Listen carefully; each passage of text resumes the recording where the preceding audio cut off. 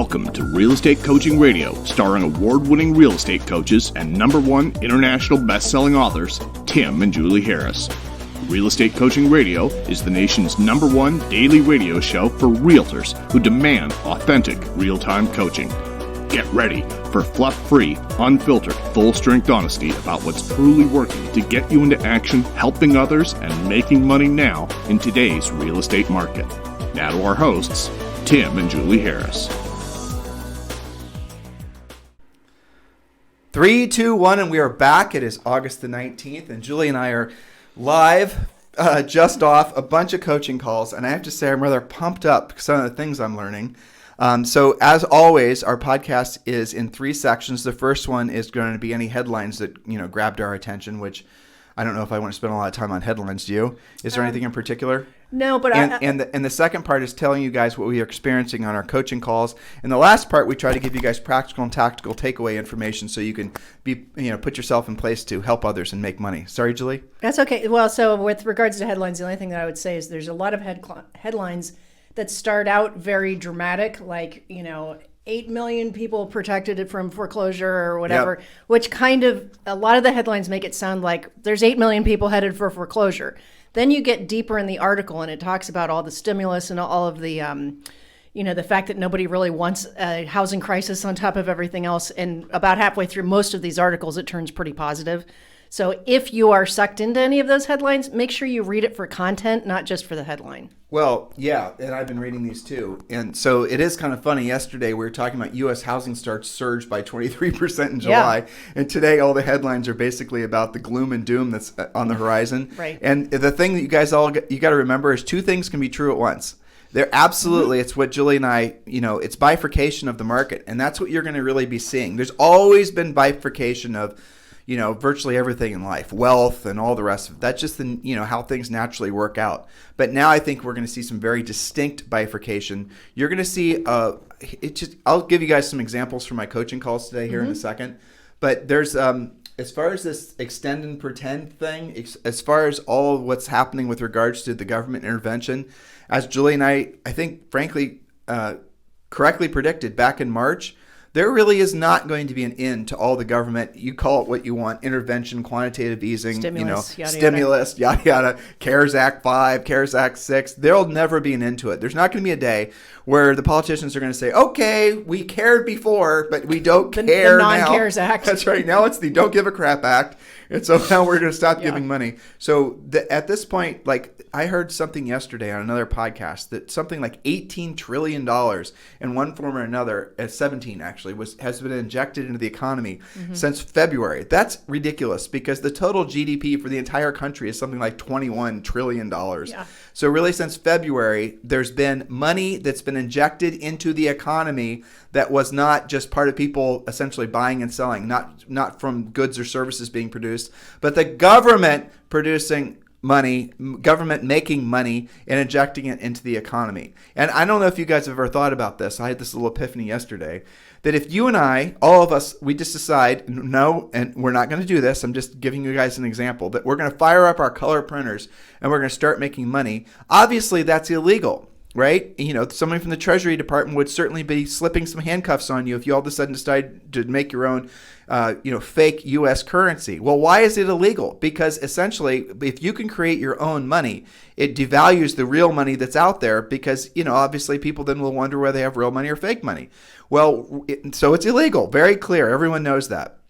It is still funny that people still try to do that, though. I know. Yeah, I mean, it's out there for sure. I mean, I remember one time when you and I were in Las Vegas and we were grocery shopping or whatever, and this happened for years. Yeah. And if you paid with like a 20 or a 50 or something, they were all of a sudden you were essentially under the magnifying glass and they were checking the bill and the whole thing was just ridiculous.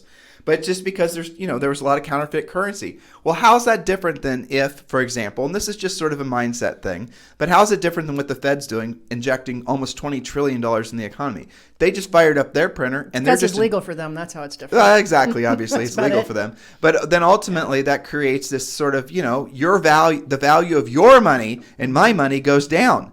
And then this is the bifurcation of everything that's going on right now because of all the stimulus money is causing things not to make sense like you think they would. The dominoes don't fall the same direction that they normally would. Gravity doesn't work the same way that Isaac Newton observed it to work. So you have the stock market that's going crazy. And what's happening is, and the belief is, a lot of the money that's essentially being injected into the economy, as it did back in '08, is going into assets. And the stock market's one of the safest ways or really the cleanest places for people to put money if they have no or little confidence that their dollar is going to retain value. So if you have $100 and you're relatively certain that $100 is only going to give you in a month $90 of buying value. In other words, you go to the grocery store today, you buy $100 of the groceries. If you have to go to the grocery store with that same $100 bill in 30 days, it only buys you, say, $85 worth of groceries. Well, then you're going to want to put that $100 in some place where there's at least a better chance that it's going to have that same level of buying power. It's that simple. And so people start putting their money into assets, real estate, for example. And then reeling it back into real estate. Julie's giving me a concerned look. She thinks I'm too far ahead of my skis. Okay, seeing where we're going. I know. Well, then you reel it back into real estate, and then there's headlines from today that talking about, like what Julie was saying, as far as the HUD to extend foreclosure ban protecting 8.1 million people till 2021. Well, that is a significant headline, and as Julie said, you got to read it in the meats and potatoes of it. But the moral of the story is there are 8.1 million people that are not going to have to worry about foreclosure. It's government intervention. If it was allowed to be a natural clearing of the market, from a humanistic perspective, that would be very ugly, and it would be very ugly for the economy. But there is going to be a price to pay for the extension of the people not clearing out of their properties. That means there's going to be a lot of people not making payments. That means there's going to be a lot of markets that are going to be like when you go do a CMA on a housing market, and you're trying to assess value. You don't know whether the houses you're using as comps are going to be people that are essentially going to be in foreclosure as soon as the foreclosure moratorium's end. So the whole market is very skewed and very sort of become very opaque because of all the government intervention. And this is not going to go away. This is just going to be the new way everything is going to be until something else comes around and causes the government to hypothetically no longer be able to continue to print money to boost up the economy, because they can't stop printing money. They won't be able to continue. I mean, again, I think it's like the great bet that's on, right? So the bet is that we can make it to the point where there's a vaccine or something that's as good as a vaccine. And that on that day, the economy will then, come roaring back and correct for whatever could have been. It's like that. That's what people are hoping for. I think that's the great gamble, fantasy. Right? That's the great gamble. And how long can we keep this whole, all the stimulus and the forbearances and all? Can that ride out to the point where we get to that point and then we avoid everything hitting the fan? I don't know. But I think that's the great gamble. Well, here's another headline, and this is just giving you guys how much time we spend trying to make sure we're giving you good information. Hotels are headed for a historic level of foreclosure, Lodging Group warns. And I don't remember the particulars, but you don't have to open it up, Julie. It doesn't matter. But it was a huge number of hotels that are basically in foreclosure. They're going to be in foreclosure, going out of business. You guys get the gist of it. Yeah. And yet the stock market is going crazy. And yet, property values are going crazy. Gold, all at the same time. Yeah. You see, that's the bifurcation. And remember, two things can be true at the same time. Matter of fact, three things can be true at the same time. So you can have all this. So don't allow your brain to think that, okay, one group of people are telling me the truth and the other group of people are lying. Don't start thinking like that. Realize that all of these things can happen simultaneously.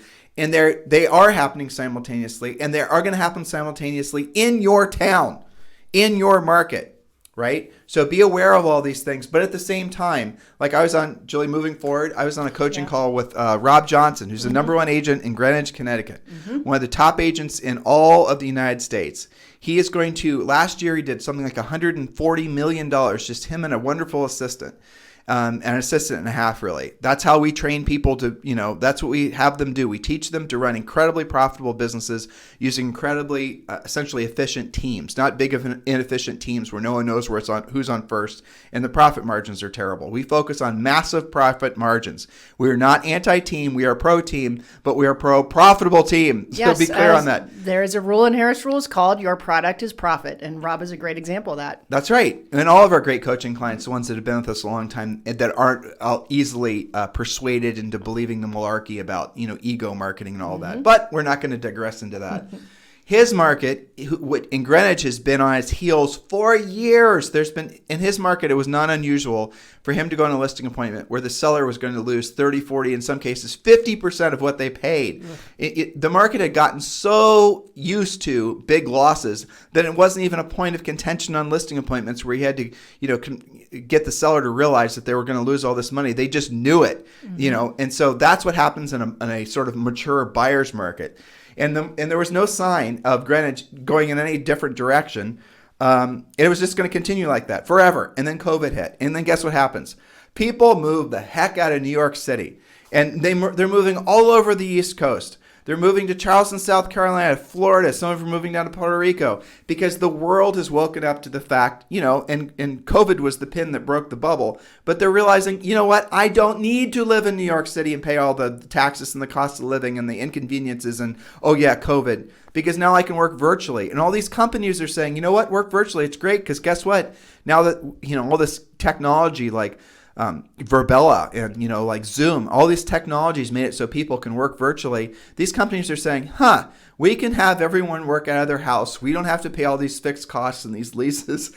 And you know what? This is better for us as a business. So we don't need to be stuck to this paradigm where people get up at 5 a.m. and they take some train followed by a cab and, carrier pigeon to get to work by, 7:30 in the morning, and they work there for 8 hours. That paradigm, that genie is, what, guys? How many people are going to want to go back to living the way they did before? Nobody will. And so you see areas like Greenwich, Connecticut, that are going through the roof. And again, we have coaching clients mostly on the East Coast, mostly from, the center of the United States, east, that are having their markets, which were forgotten about markets for the most part, passed over markets for the most part, are taking off. And you think that before, no one knew whether that was going to be a small trend, but now it's obviously a macro trend. Clearly, yes. And look at New York City as a result. 13,000 vacancies. I think we had an article that we put up on our website, timandjulieharris.com, that shows New York City is now, number 1 or number 2 in the nation for foreclosure filings. Yes, I read an article this morning that somebody had interviewed a prominent moving truck company in L.A., and they said that the flight away from LA, especially from, they had a few neighborhoods that they named, was epic. I mean, that's the person to interview, right? People that are actually making the moves. Also, San Francisco has a lot of flight right now. So, and meanwhile, there's some of these previously second or third level markets. They're the ones that are starving for inventory because stuff is selling so fast. It's just amazing what's going on out there. Yeah. So two things can happen at once. And what's happening in, your backyard is probably not what's happening in the city next to you. Right. So you have to be very careful studying your subject property. And I think the other thing that I'm seeing from coaching clients is that comps have gotten a lot harder. For sure. Because you have people that are in pre-foreclosure, right, that are like ready to get out. And, yes, they'll price it a little bit less, but maybe it gets bid up. Then you have people who have waived the appraisal and it closes for a lot more. So when you're looking up comps, it doesn't say why they sold. It doesn't say the circumstances of the sale. You got to really know your comps. And that's why we advise people as best you can to preview everything you're doing and to look at what you're competing with. If I'm listening to this podcast and I'm an agent in, anywhere USA, and I'm hearing all this information, I'm saying, well, this is sort of intellectually interesting and stimulating, but how do I make it tactical and practical? I think the only answer is you got to really know your market. And also, guys, you need to be thinking, and I know this is kind of scary for some of you, you need to be thinking strategically whether or not you're, where you want to be, where a year from now, in your present situation, is that exactly how you want everything to be? You might want to start thinking about whether you're one of the agents and one of the humans, basically, that are still struggling with trying to make the old normal come back again, or whether or not you're embracing all the amazing things that are happening from the new normal. And there always are going to be people that are trying to hold on to the old reality. Yeah, we talk about all the, example, but the best example I have is school. I mean, and with my beautiful wife who I'm looking at right now, I mean, she, and you guys, if you're regular listeners to the podcast, you could hear the consternation in her voice, especially on our Sunday podcast. I don't like it. Where we're talking about school in particular, right? Julie comes from a family of school teachers. They're all school teachers, right? Yeah. They all walk around with slide rules in their front pockets, basically. No, your dad did have that was a thing. Yeah, exactly. Yeah. Now people are saying like, what's a slide rule? I know. Now there's an app for that. Yeah, exactly. But so when we were talking back in February, March, and we were starting to see schools not coming back and all the rest of it, Julie was like, nope, kids, Zoe's going to school. It's first grade. She's going to be standing in line like I did back in the 80s, and this is how it's going to be. But now she said yesterday, and podcast listeners, you actually heard her say it for the first time, by the way, that she actually likes Zoe being at home. I do. She actually likes the homeschool thing. And especially for the little kids, I think that there's as much, maybe more value in them having that, side-by-side attention and, individual learning. But she's getting what would have been a whole day's worth of first grade done in like 2 hours. Well, that's an extreme example. But basically, you can, because how much of the time is the teacher wrangling them up and getting them to sit down and doing all these things that really don't give her the value intellectually that she needs? Well, so, right. If someone has multiple kids, then it's not so easy, right? It's not such an easy thing. It's just not a snap your fingers and it's a one-size-fits-all type solution. And there's going to be hybrids of all these different options. But look, there's a very realistic... I read an article this morning that was talking about... any vaccine. Whenever there's really going to be a vaccine, hopefully it's going to be sometime like maybe mid-year next year, right? But the vaccine is going to be, are you guys going to stand in line for the vaccine first? Yeah, who's going to sign up for that? Right. Ask me out. Who wants to be the first one in line for that? Are you guys going to do it? Are you going to put your kids up there? Are you going to have your kids take the vaccine? No. So and by the way, the vaccine is being made for adults right now. It's not being made for children. Yeah. It's not being made for pregnant ladies. So what we're seeing is there's not going to be a hard stop to the, COVID insanity.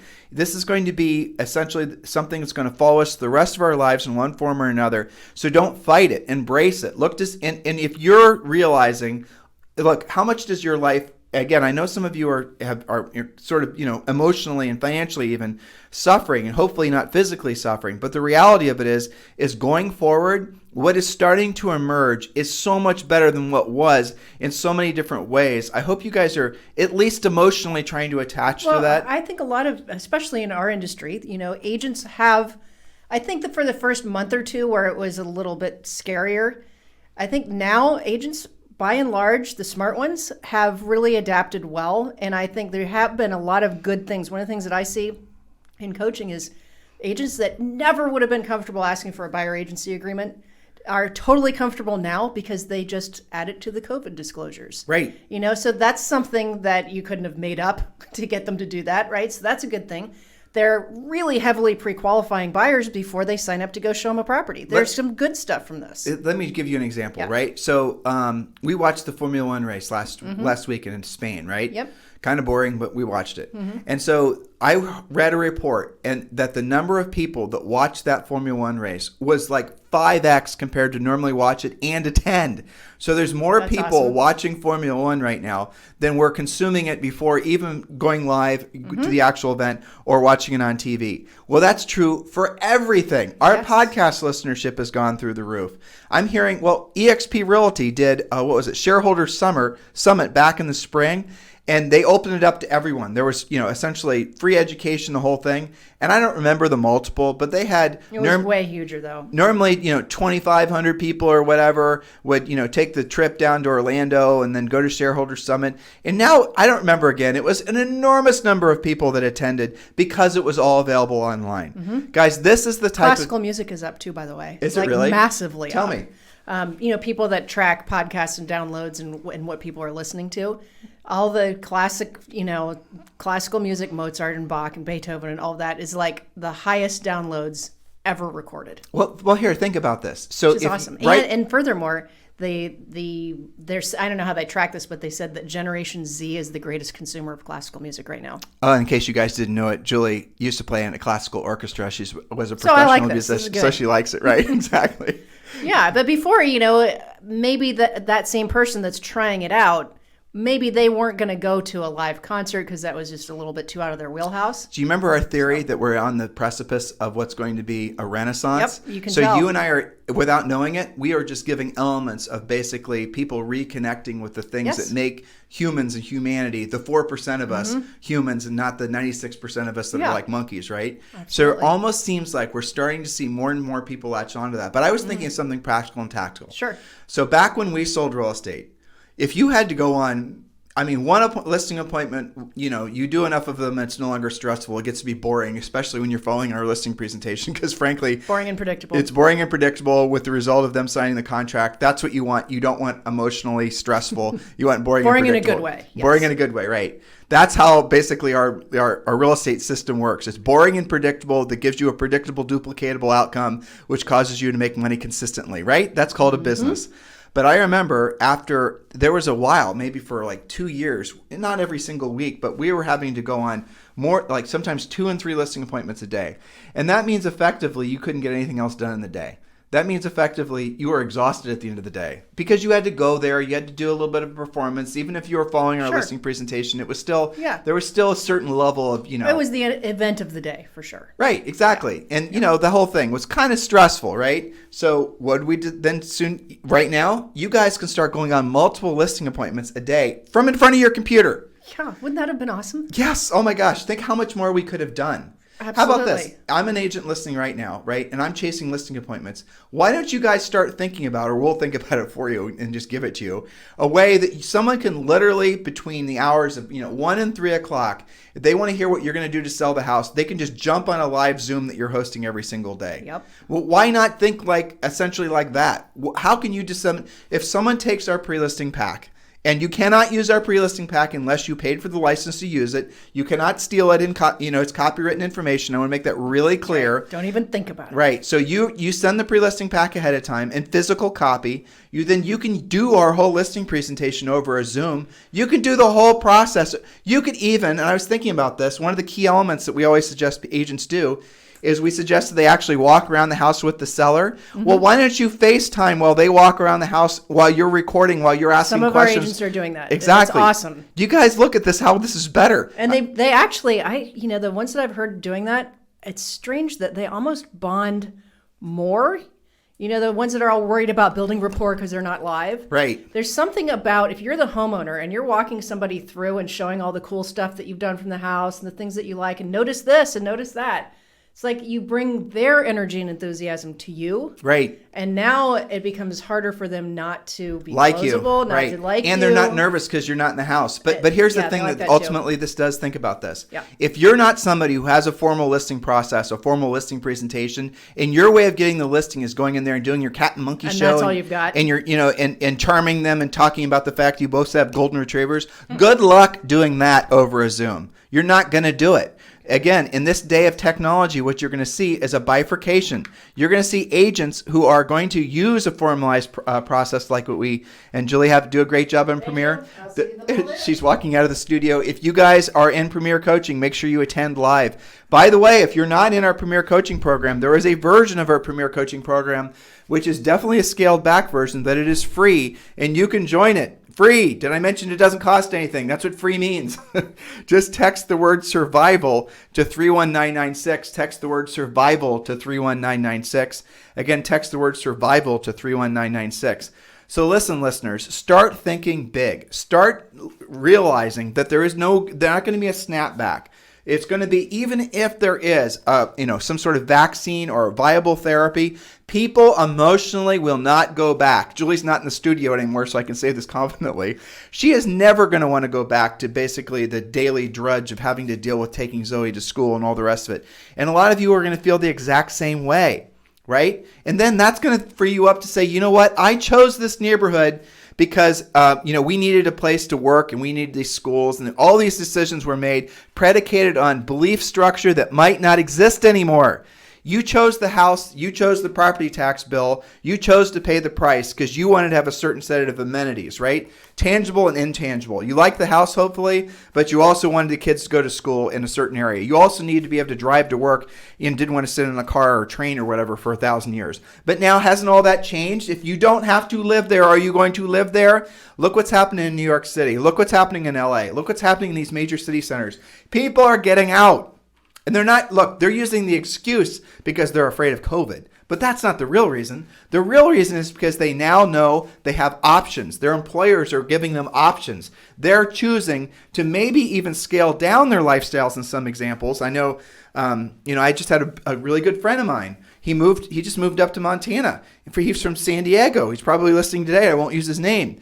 And he's very successful, multi-millionaire. And he decided to move up to Montana. And he's, I'm sure he scaled back his lifestyle, but that's what he chose for himself. And he can do that because of the fact that he works virtually. Nobody gives a rat's butt where he is, whether he's in San Diego, whether he's in Austin, whether he's in New York, or whether he's in Montana. Nobody knows. I was talking with him on Saturday, and all of a sudden he stops talking. And then I said, "Are you still there?" And he goes, "I am. I was just taking pictures of deer," right?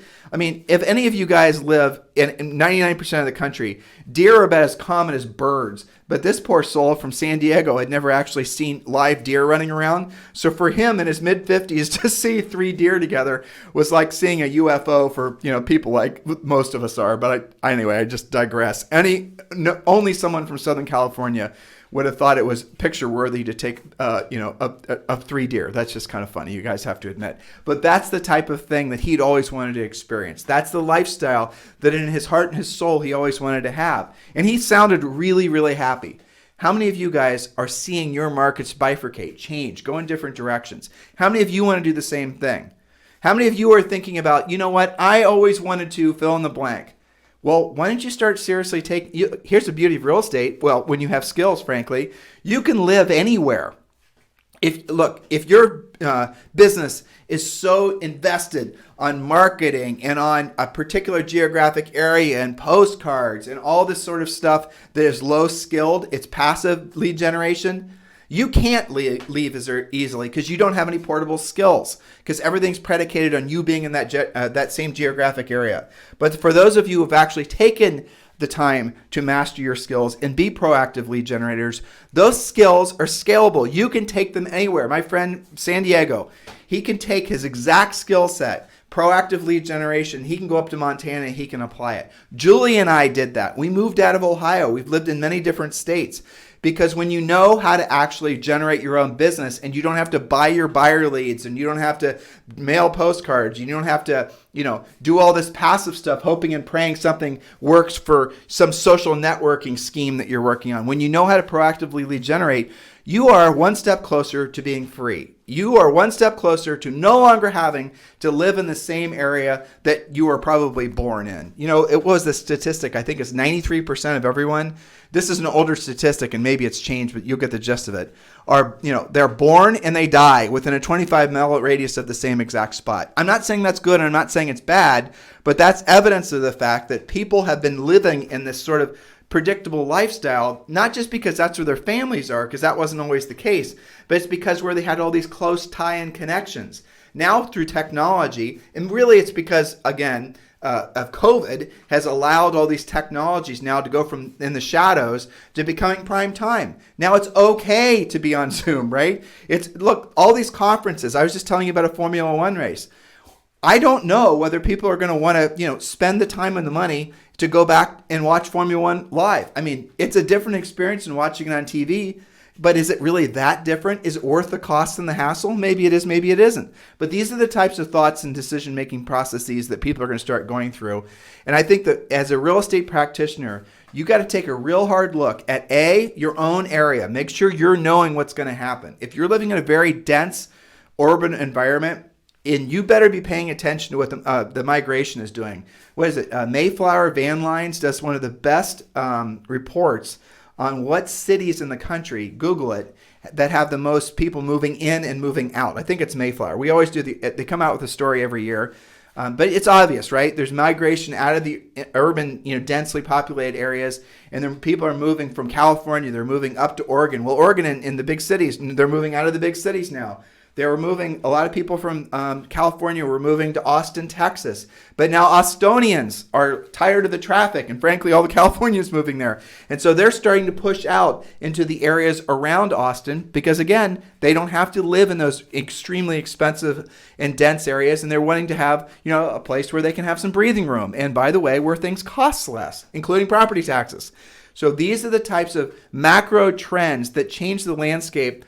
And it doesn't go back, because once you've experienced having a better quality of lifestyle that requires less stress, that requires, frankly, less work in many cases, why would you go back if you didn't have to? How many of all of us are living where we're living in the lifestyle in which we're living because of the fact that we didn't have an option not to, that didn't require some sort of massive financial setback, right? It's fascinating, isn't it? So take this stuff seriously, guys, and know that all your customers either are or will be thinking like this too. And then notice where you could maybe, like, is this the best version of you? Are you living in the place that makes you the happiest? Is this the best place for your family? Is this the best place? Is this the incarnation of exactly where you wanted to be in your life at this point?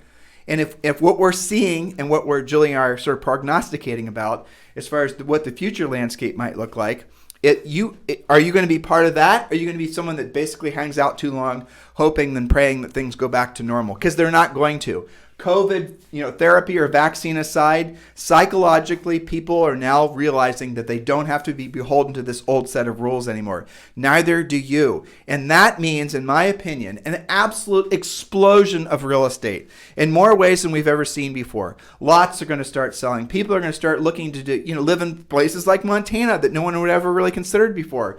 And, unless they're really rugged at heart. People are going to start moving outside of these really expensive areas with pocketfuls of cash if they move quick before the properties devalue. And then you're going to see all different lifestyles that are going to start emerging that are all going to be based on people choosing, frankly, happiness and health and a sense of well-being more than maybe what the value set they had before.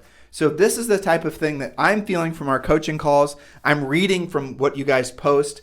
And at the same time, I feel and I read the pain that some of you are experiencing because you're still holding on so tight to this belief that things are going to go back to the way they were. Look, the masks and the social distancing, that's just the short story. The long story is what happens over the rest of our lifetimes in our children's right with regards to basically the new rules that people are now able to adapt to. They don't have to live like, frankly, their parents did or their grandparents did. They now can choose to live these extraordinary lives. Well, here, how about this? Do people even need to live in the United States?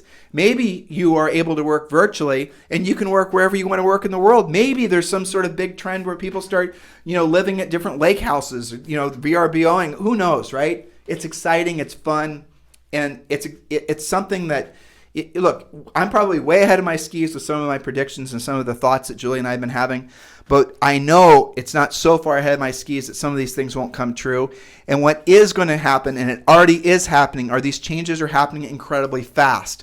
So the things that you see, these little micro trends that Julie and I talk about on our podcast and you guys are experiencing in your own lives, normally those things would take a decade, 20, 30 years to actually adapt because the old way of doing things was holding on so tight. Now the old way of doing things can't hold on so tight. And now you're seeing a new way of basically everybody's going to start, looking at their possibilities. I just had this thought pop in my head, so I'll share it with you guys.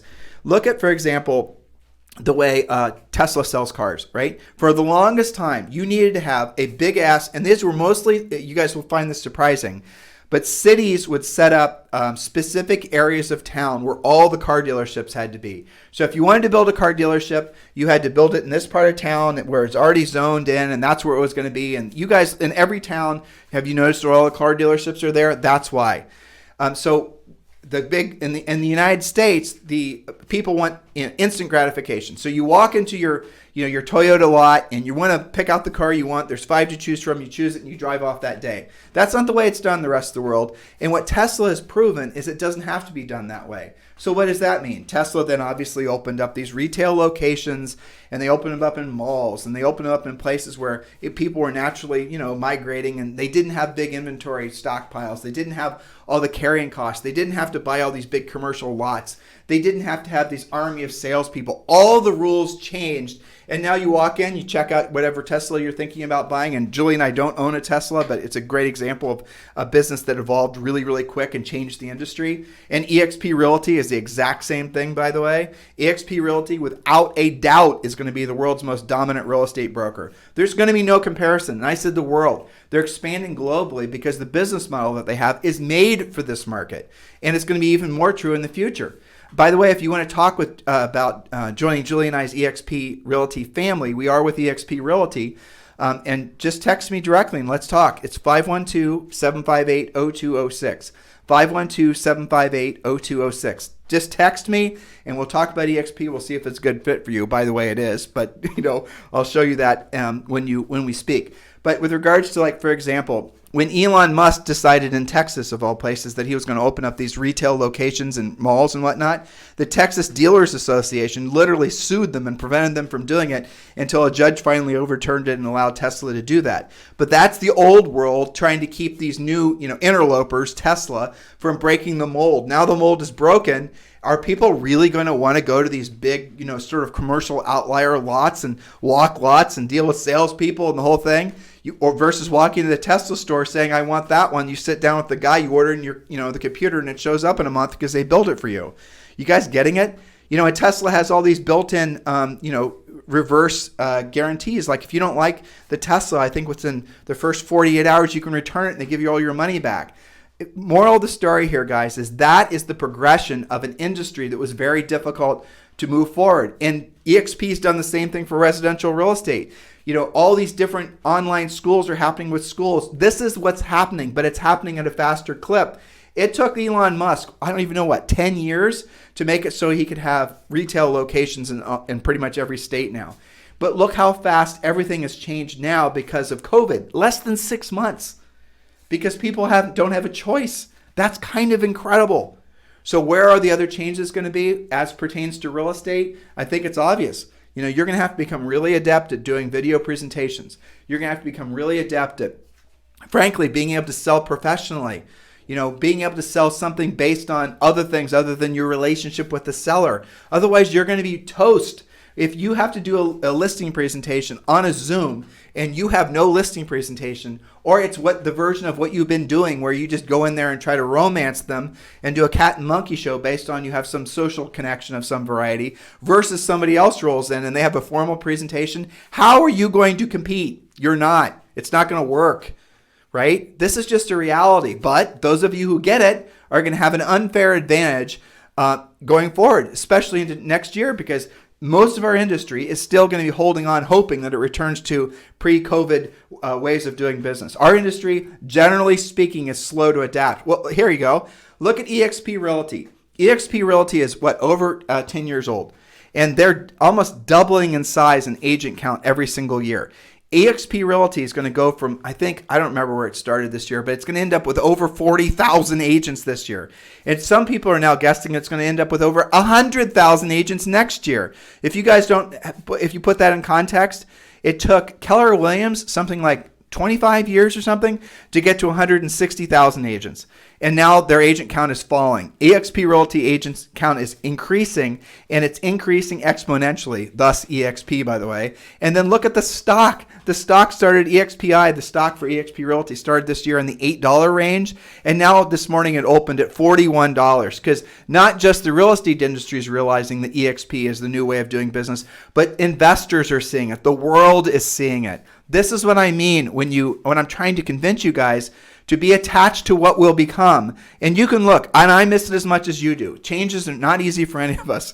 I was looking forward to Zoe walking to school. Well, she wouldn't have walked, but going to school with her little, Wonder Woman lunchbox or whatever it would have been. I was looking forward to seeing that. But I have to tell you, I like a lot better coming downstairs in the morning and seeing Zoe sitting there with her mom going to virtual school, knowing she's going to be done in 2 or 3 hours and knowing that she's not going to have to be, and after that, we're going to take her someplace where she can have fun. I like that better for the entire family. We're not offshoring basically the raising of our child, right? We're doing it ourselves. And the relationship we're forming with her as a result, what are the ramifications of that going forward? The fact that she wasn't put into this environment where basically she was being raised by a bunch of strangers. Isn't that fascinating? Who knows, right? Maybe we do a worse job than had she gone to school. I don't know. Time will tell. But in the meantime, guys, hopefully this has motivated you. Be excited about the changes that are happening. Embrace the tail end of the seller's market. Embrace the fact that you guys are going to be at the leading edge if you stay attached to Julie and I. Listen to this podcast every day. It continues to be the #1 listened to daily podcast for real estate agents in the United States. Continue to stay attached to what will come. Look, we can celebrate and we can all be, joyful that we are all part of this interesting time in history where things change from the old to the new. But don't be afraid of it, because you can be relevant. Matter of fact, the greatest fortunes in the history of man, going all the way back 4,000 or 5,000 years here, guys, have always been made during the greatest times of change. And look, a fortune might not be something you're trying to pursue. Maybe that doesn't motivate you, but the reality of it is what fortune leads to is freedom. It doesn't have to be a big fortune. It can be a small fortune, but the fortune comes from your dominant thought being you're here to be of service to other people. And as long as you stay attached to that, and as long as you remind yourself that your highest and truest purpose on this planet is to be of service to other people, then you won't find this natural resistance to wanting to change and wanting to learn. You're going to be excited about it because you want to be in tune with what your highest and truest purpose is, which is being of service to other people. I know you know what I'm talking about, because it is a core level truth amongst all of us. So if there's anything we can do for you guys, please remember, we're always here. We're interested in your feedback. We're interested in your questions. We're interested in helping you at the highest level. Feel free to text me at 512-758-0206, 512-758-0206. If you're enjoying this podcast, which tens of thousands of you do, please remember to give us a 5-star review on iTunes, now we're everywhere, Spotify. I don't even know how many different places you guys download us from, Stitcher. But give us a 5-star review, because especially on iTunes, when you do that, iTunes then, with their little funky algorithm, will then let other agents around the world know about the podcast, and that helps us to stay in tune with what our highest and truest purpose on this planet is, which is being of service to all of you guys. You are the group of people that we have chosen, or we've been chosen to, who knows, to be of service to. That's how we actually think and we feel. So if there's anything we can do for you guys at any time, the quickest and easiest way is just to text me. And yes, I get a lot of texts, and yes, I respond to all of them, and sometimes it takes me a day, but I do get back. 512-758-0206. 512-758-0206. In the meantime, you guys have a fantastic day, and we'll talk with you on the show tomorrow. This program has been a presentation by Tim and Julie Harris, Real Estate Coaching. For more information on our real estate coaching and training programs, visit our website at timandjulieharris.com. Remember to tune in weekdays at noon for upcoming shows. And until next time, thank you for listening to Real Estate Coaching Radio with Tim and Julie Harris.